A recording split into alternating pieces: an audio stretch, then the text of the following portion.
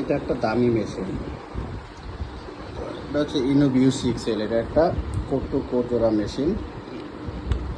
বর্তমান প্রাইস আছে 2,60,000 টাকা। সেই মেশিনটারে সামান্য একটা চার্জারের জন্য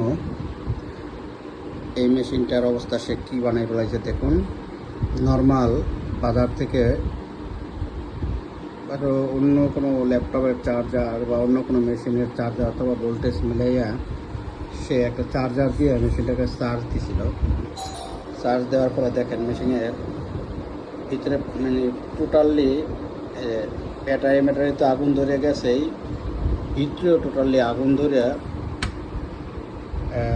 এই নিচ থেকে আগুন উঠে এই দেখেন একদম উপর পর্যন্ত পুড়িয়ে গেছে। এই উপরের সাইডটা পর্যন্ত উপরের দিকে পর্যন্ত আগুন উঠতে গেছে। এই যে দেখেন।